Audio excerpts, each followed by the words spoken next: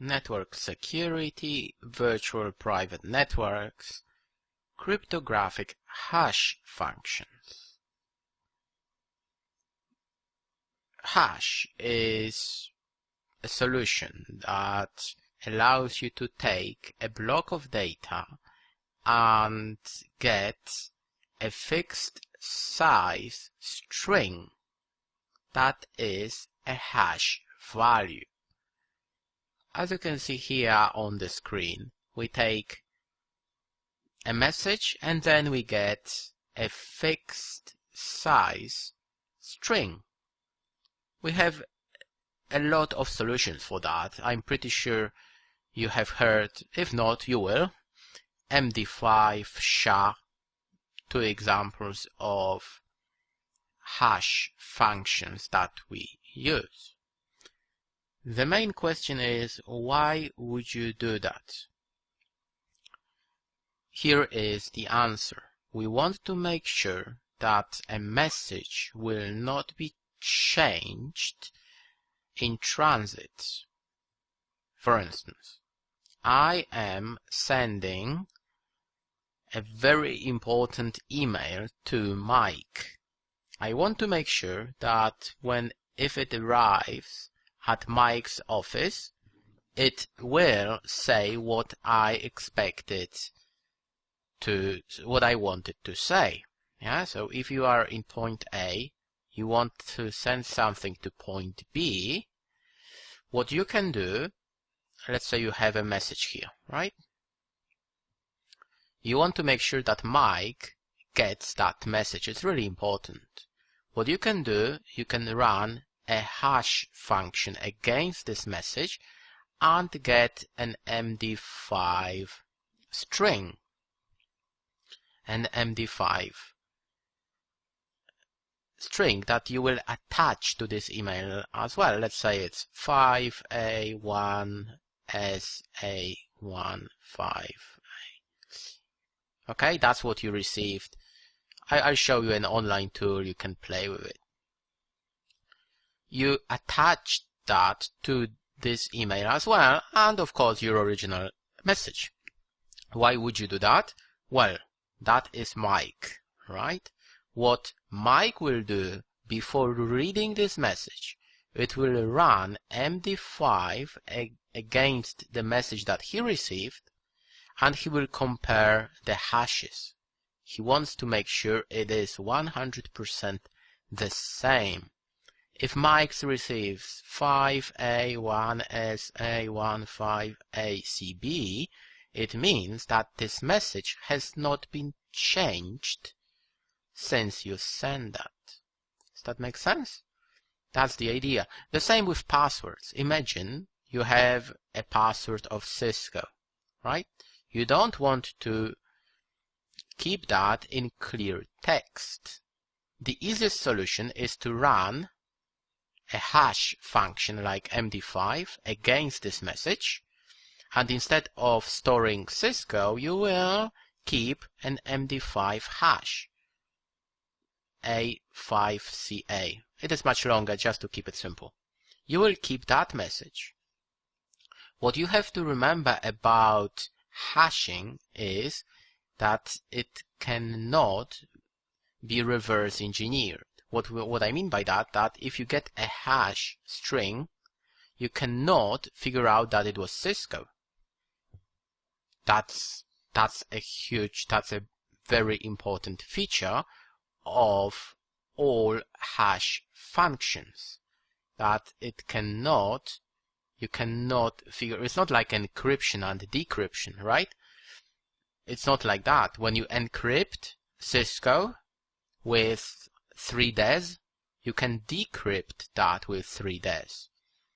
If you hash that with MD5, you cannot use MD5 or anything like that again to figure out what the original message was. Going back to my example, it means that you are going to store A5CA. Now you want to log in. If you don't know that it's Cisco, how do you know that a user, when he types Cisco in the password, field, how do you know it is actually Cisco? Well, it's very easy. You will run MD5 against the password that he typed.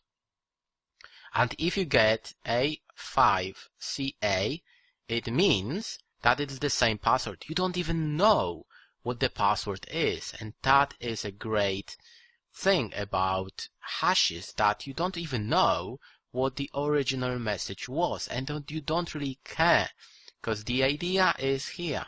You want to make sure that it has not been changed. You don't really care what's inside, what the password or the message was. You don't really care. You want to make sure that nobody has changed that message.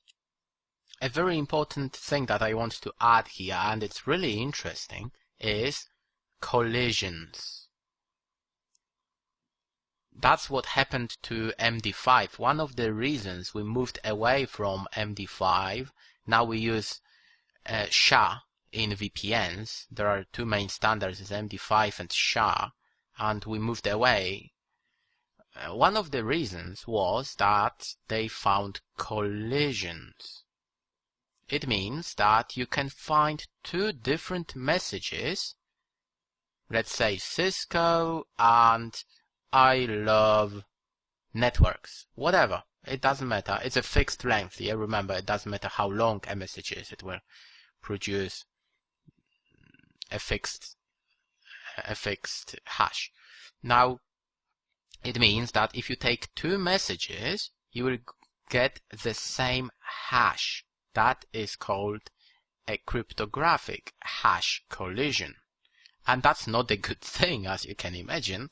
And that is something that happened to MD5. That's not the only problem with MD5. That's why we should not use MD5 if possible. We should use SHA. It is a better option for us to do that. SHA-1. SHA, by the way, stands for Secure Hash Algorithm, and SHA-1 produces a 160-bit long hash. It's much more secure, and that's what we should use. It's not only SHA-1. SHA-1 is just an example. There's SHA-0, 1, 2, 3. It's not very important for us to discuss it for now. Of course, when you go up, the output size in bits is larger. For instance, SHA-3, you can get even 512 bits. That's a lot, yeah? And there are, in theory, then there can be some collisions in SHA-1. That's why we are trying to even move to SHA-2, SHA-3, because no collisions have been found in SHA-2 and SHA-3. Well, maybe if you're watching it, now you're watching it and say, oh, that's not true. Yeah, it does change every day. That's why you should keep an eye on all news and make sure that it is okay. What you have to remember about it applies to all security solutions.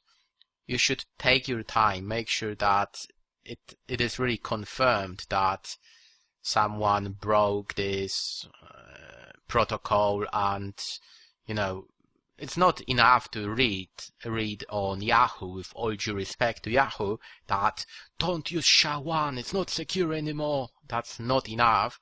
You have to make sure that it is really, really true. And believe me, it will be confirmed by many, many people in a few hours that we should move away, for instance, from SHA-1. I promised I would show you a website. Here we go. Let's say we want to get a hash from Cisco. That's MD5. Sometimes it's called a checksum as well. That's MD5.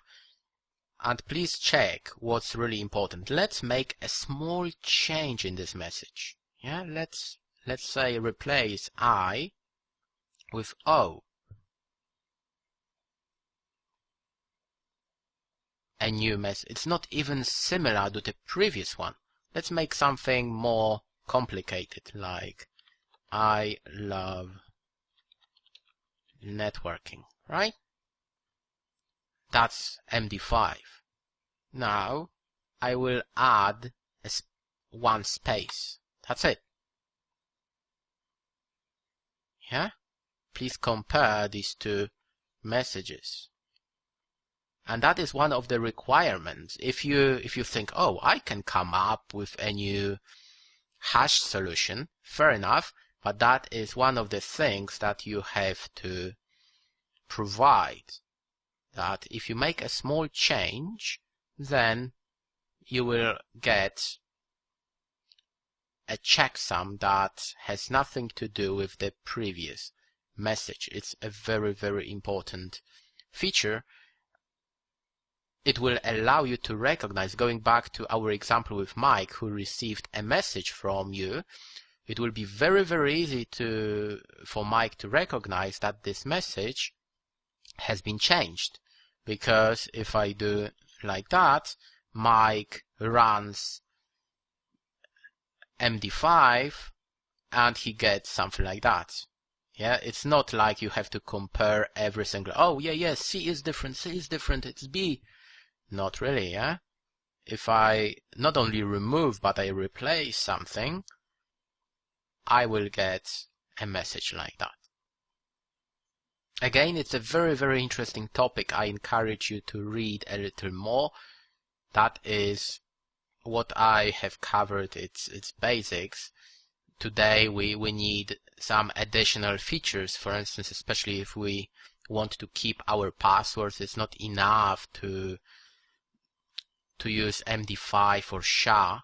We have to make it a little more complicated and secure, because there is still a chance that someone can try and